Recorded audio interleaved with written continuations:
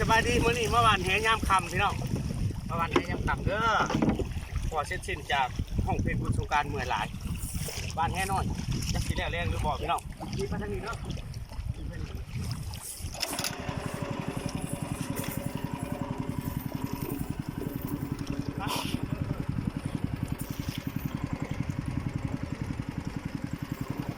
วานที่ผมพี่น้องแรก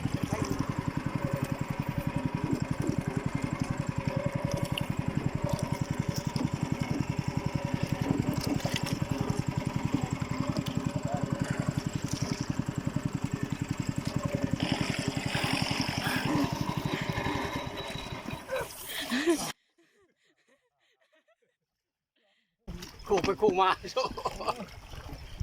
เนาะเขาเคยจะขับเพื่อนอยู่ที่นี่หรอข้าวเพื่อวันนี้น่ะปลาเอิญปลาอันขางลายพี่น้องนี่ปลาเอิญขางลายพวกมันนี่คือว่าบุญสงกรานต์แล้วนี่ป้าขึ้นนะพี่น้องถ้าก็ได้ลงมานี่ที่จะไปห้องเพลงเนาะปฏิกรรมมาสู่สภาพเดินทำมาหากินคือเก่าพี่น้องเอ้ยนามสกุลลูกแม่ของเนี่ยมันไปจากน้ำคลองมาได้ดอกพี่น้องเพราะว่าคนว่างานคนบ่มักสนุกคนมักอยู่ซื่อๆมีแต่อยากเห็นอยากหาพี่น้อง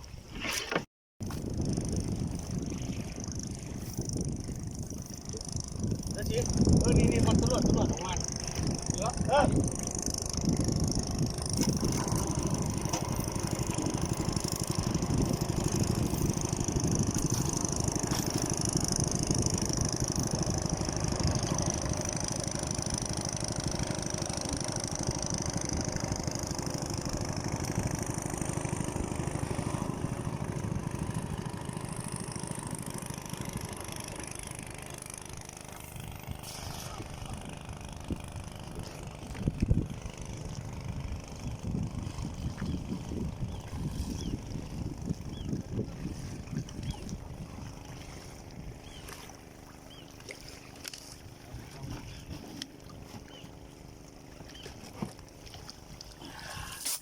เรื่องก้าวพี่น้องเจ็บขาเจ็บสิ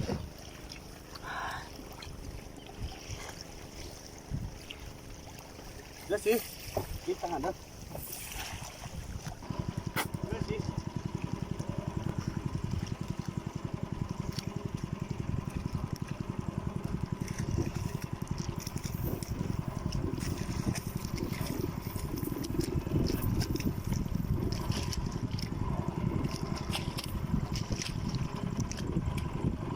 ถูกปะ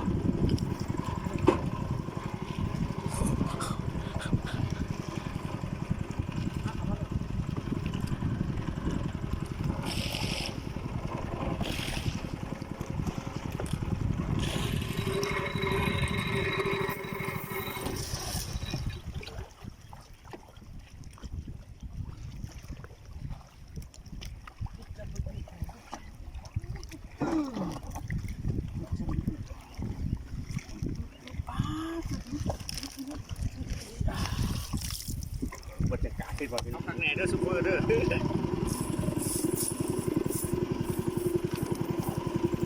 บ้านแห่หน่อยพี่น้องบ้านแห่ใหญ่เจ้าตัวเลย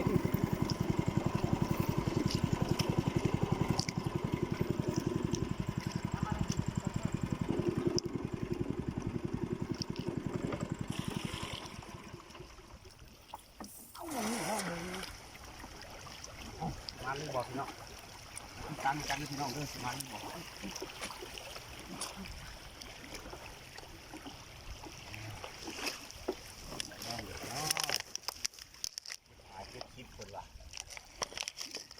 อ้วนเลยพี่น้องจะมาแบบนี้นะ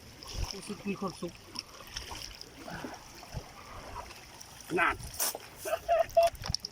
มาแล้วตัว2 สัตว์ตัวเก็บเอาพี่น้องเก็บเอา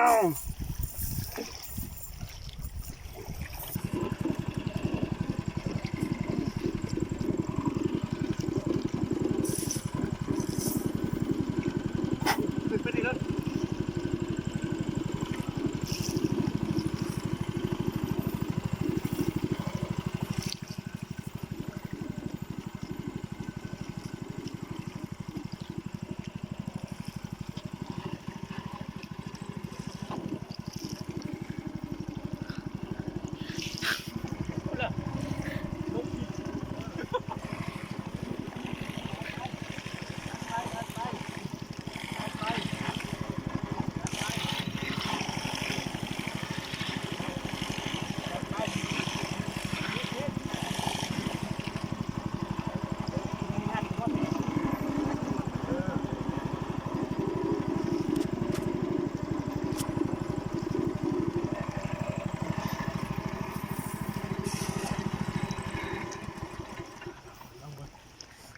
เพราะว่าดินมันเป็นหอมมากเนี่ยพี่น้องอยากกินปลาแซ่บต้องอดทนถูกปะเปิดทำน้ำแรงหมดบรรยากาศบ้านเขากำลังมา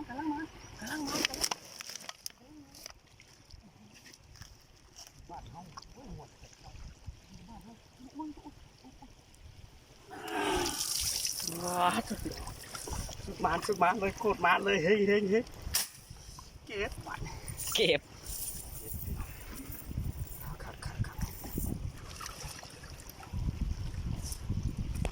ก็ได้กินได้อยู่ได้พี่น้องเลยถึงมีแต่ไปห้องเพียงมีเวลามาหาป่าโดนจะมาหายังมันคือเก่าอยู่เป็นว่าขึ้นโคกน้ำมันห้องเพียงลงน้ำน้ำมันป่ากัดไปอันนั้นกับมันอันนั้นเนาะจักแล้วไปนะบ่เคยไปจักเถื่อไปใช้คนละไปแต่งเพลงก็โธ่มันพี่น้องนอนเลยกินแบบบ้านเฮาพี่น้องน้ำสกุลลูกในคลองมันพาไป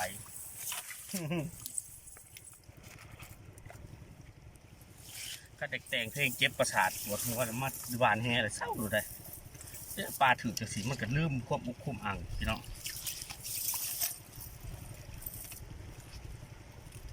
นี่มาแล้วมาแล้ว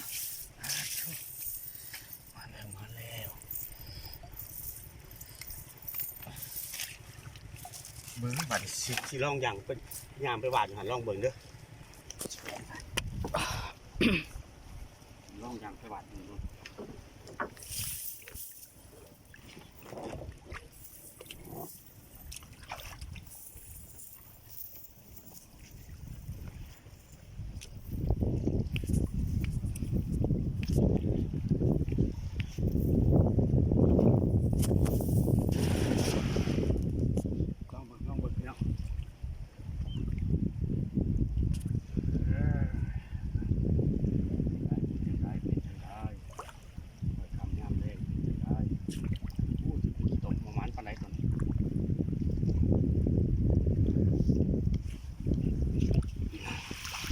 ได้โตหนึ่งได้สองโอ้สามผู้ได้ 4 โอ้3 4ผู้ไป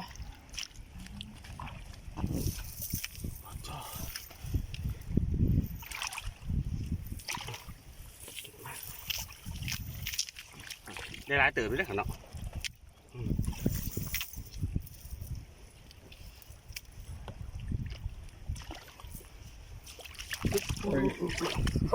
ลาบ บริกรบ้างแต่ว่าที่สีมันไหลไปเลย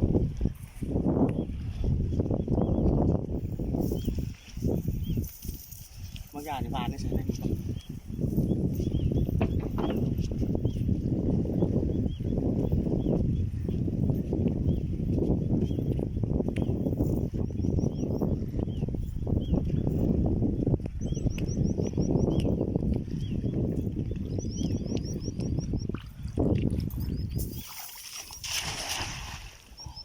เพราะว่ามันเด่นไปผู้เบิดเห็นบ่โอ้ยดิโอ้เต้นเนาะเต้นอุ้ย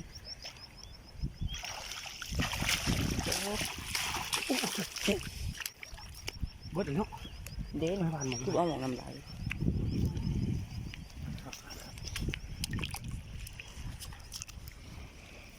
มันเหี้ยจะปลามากๆหน่อยพี่น้องวันนี้ได้ไลฟ์เติมพี่น้องอันนี้ได้พอได้เรียนเลย